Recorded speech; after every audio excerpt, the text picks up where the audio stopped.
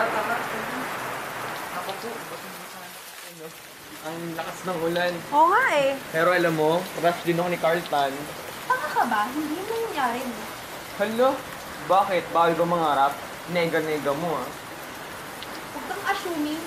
Tsaka pwede namang realistic, di ba? Hindi naman porket magbibigay ka lang ng yellow pad, future Mrs. Tan ka na. Hala, grabe to. Ikaw tumahimik ka na ha. Kasi baka may mahuli kang nanay ko. Alis ka na nga, mayas ka na. Sus! Sungit-sungit! Magdala ka kasi ng payong!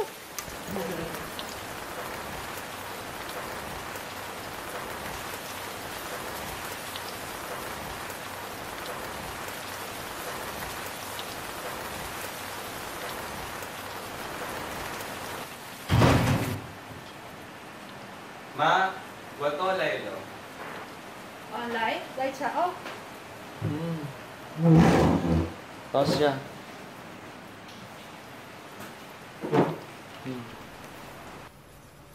Let's go in the garden. Hello? Ay, ba't parang sad ka na naman? Si Mami kasi, kakaisyaw na naman ako. Eh, ano sabi mo? Wala, naayaw ko. Ay nako, ako rin. They introduced me to so much guys, pero wala namang cute eh. Kaya pala never ka pa nagka-boyfriend kasi ang high ng standards mo. Kung mataas yung standards ko, edi sino mag-a-adjust? Wow, sila pa mag-a-adjust for you? Paano kaya kung maging tayo na lang? Maging tayo? Eh, mas malandi ka pa ata sa akin eh. Look, girl, chill. Dahan-dahan lang. Ay nako, Steph, yung mga pinag-iisip mo na yan ha? Look, listen na. Look, we're both Chinese. And nag-click naman tayo. And matagal na tayo mag-best friends, diba? Seryoso ka ba? Last time I checked, we're both into guys. So, ano na, bigla straight ka na? Hoy, charot lang. Napaisip lang ako. Bayaan mo na. Ano yung lit assignment natin? Nananalo na ako! Yes! Oh my God!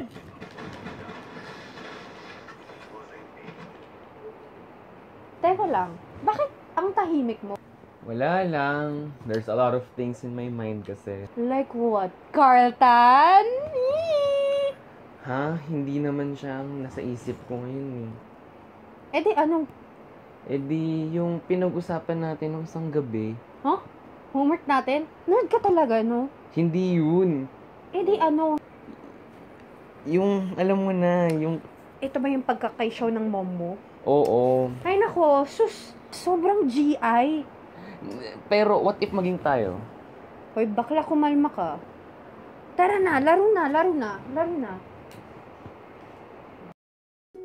Favorite person? Wow! Binabola mo na naman ako eh. Bex ka, diba? Stephen? I don't know what to say.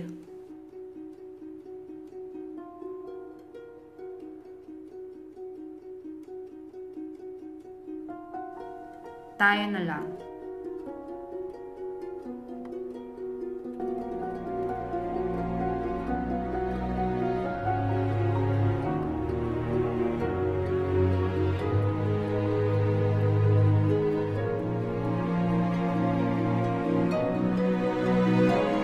Sa college. Yun, maraming friends, maraming exams, and maraming requirements.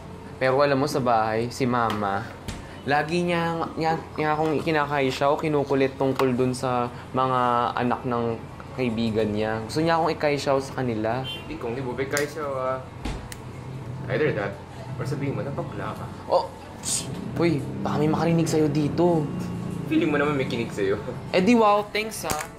Sige, edi mo pa ako. Buti nga, hindi ko sinasabi ka na Angkong na you tried on Ashley's dress nung 9 years old ka. Baka siya pa yung ma-heart attack kaysa kay Tita Edwin. That's not the reason why I'm here. Andito ako to talk about Isabela. Nag-usap kasi kami the other night. Iba talaga when I'm with her eh. Hindi ko alam kung ano nararamdaman ko, kung mahal ko ba siya o... Tatay ka lang. Gago, hindi. So, yung totoo, bakla ka. Pero may gusto ka sa kanya. Ano ka pa eh? Hindi naman nata sa ganun. Parang, I just like na kasama ko siya lagi, ganun. So, ano gusto mong gawin ko? Di ko alam eh. Pero sobrang sakto kasi ng situation namin. Pareho kaming only child. Tapos, pareho yung parents namin na gusto kaming ikaisyaw. For me, don't take it out of convenience lang. Kaibigan mo siya, diba? Oo. Just don't take the easy way out. Basta masaya ka. Kung kasama mo siya, masaya ka, diba? Oo naman. E di tapos ang usapan. Basta masaya ka, masaya siya, at walang naglolokohan. Sige, una na ako. Ang bait naman ni tita. But you're happy too, right, Stephen? So, ganun lang yun? Kaya mo lang ginusto maging tayo just so you can make your parents happy? So, ano ako? Pang-display lang? Then, what is it? Paki-explain naman, please. Kasi, sobrang nalilito ako ngayon. I thought you liked me.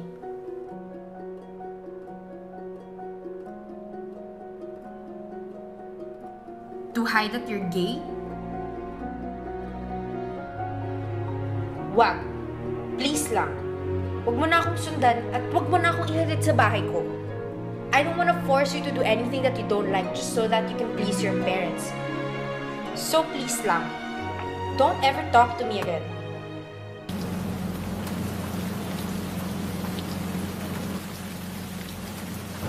Hi, Bes. Sabi na nga dito kita mahahanap nag-e-emote eh. How are you? Okay lang, mahirap pala mawala ng best friend eh.